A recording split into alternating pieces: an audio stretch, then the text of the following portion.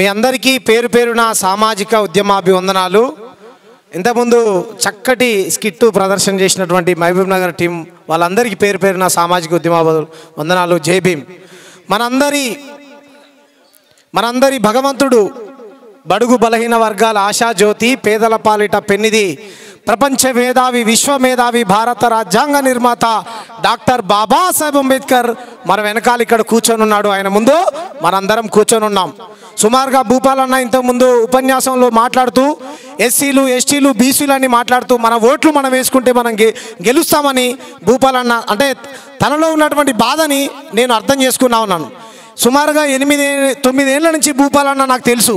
ఇక్కడ ఉన్నటువంటి తమ్ముడు ప్రవీణ్, ఎక్కడున్నాడు ప్రవీణ్, రోజు కనీసం నాకు రోజుకు ఒకసారైనా ఫోన్ చేసి తన బాధని మా దగ్గర ఇలా అన్నా అలా అన్నా, మా దగ్గర ఎవరు చైతన్యం కారన్నా అంటే తెలియని వాళ్ళు తన ఫ్రెండ్స్ చైతన్యం కారన్నా, అంబేద్కర్ అన్న, అంబేద్కర్ యొక్క మాట అన్న, అంబేద్కర్ చెప్పినటువంటి పుస్తకాలన్నా చదవరన్నా అని చాలా బాధపడుతూ ఉంటాడు. తమ్ముడు 100 మందిలో ఒక్కరు మారినా చాలు, నువ్వు మారినావు కదా నాకు సంతోషం అని చాలాసార్లు నేను తమ్ముడిని అభినందించాను.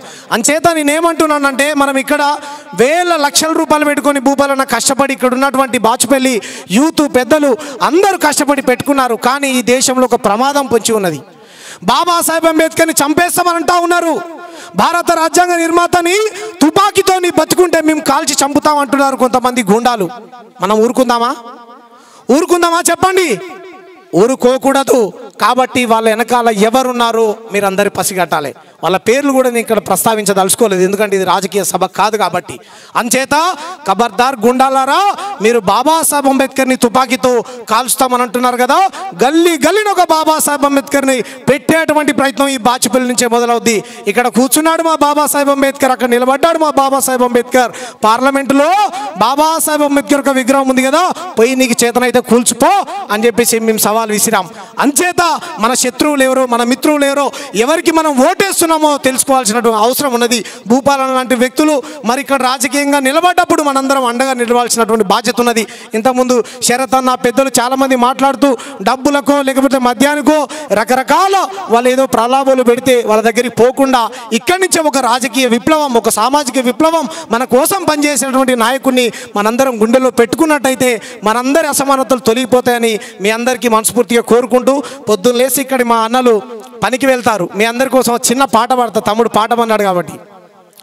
చెత్తాపాకి పనులు చేసే మున్సిపాలిటీ కార్మికులు చెరుకు కర్రోలే చెమట పిండుతున్నారు, మురికి కంపుల్లో బండి బతుకుతున్నారు, కూటికి చాలని జీతంతోటి కడుపులోన పేగులు గాలి కన్నీటి కాల్వల్లో నా మునుగుతున్నారు, కష్టాల వలలో చిక్కి వణుకుతున్నారు, అర్ధరాత్రి వేళ గుడ్ల గువ్వోలేసి రోడ్లన్నీ ఊడ్చుకుంటూ తిరిగే మూల మలుపుల్లా వేగంగా వచ్చిన కారు జోరుగా ఢీ కొట్టిపోయినా ఒళ్ళంతా గాయాలైనా చలివాన కాలాలైనా రక్తం మరకలు ఆరగపాయే, వైద్యం ఖర్చులు అందకపాయే, దారం తెగిపోతే గాలి పటము మిగులునా,